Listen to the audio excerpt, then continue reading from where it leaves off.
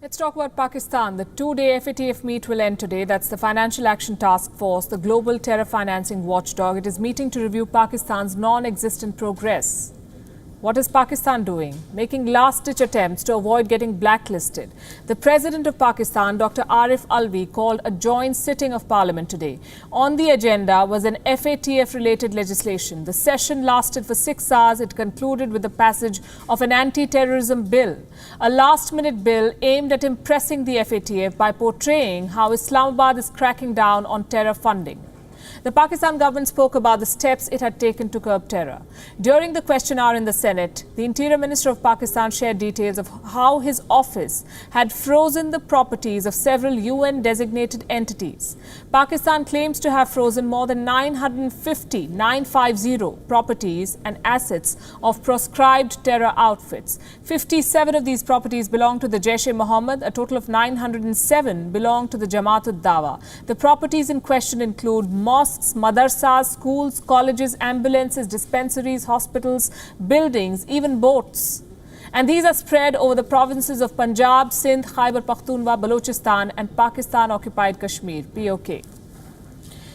The Pakistan government says that all these properties have now been frozen, which is great. Is this then an admission that terror activities were taking place in all these locations? Because Pakistan has always maintained that no terror-related activities take place on its soil. Anyway, Pakistan's defense on this front was always punctured. Here's more. Islamabad claims to have frozen the properties of all UN-designated entities. In that case, what about Dawood Ibrahim, India's most wanted terrorist, who remains on the UN sanctions list? He is very much in Pakistan. There is more than enough proof of that. But his name does not feature anywhere in the Pakistan Interior Ministry's list. Why are his properties not sealed?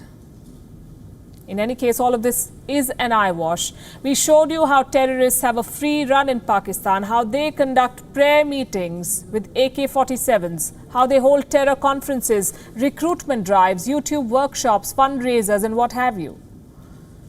We showed you videos shot as recently as last month. How are all these UN-designated terrorists flourishing in Pakistan if the government is cracking down so hard on them?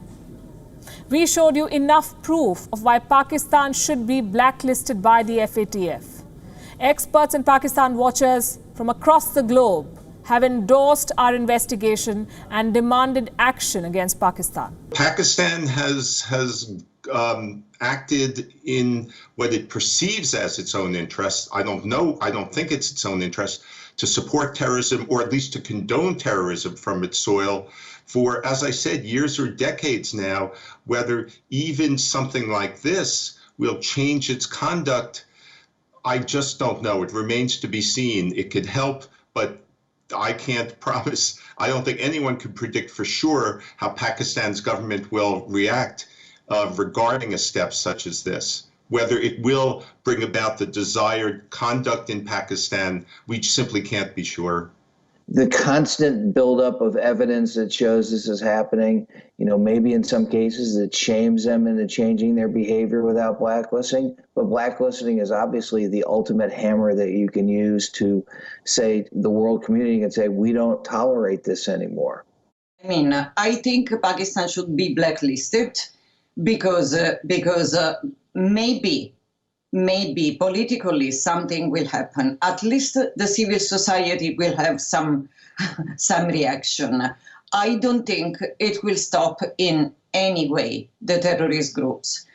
Again, this is not a matter of financing or not financing. It's a political will. Until Pakistan will be ruled by the creators of terrorist groups, there's no chance they will stop.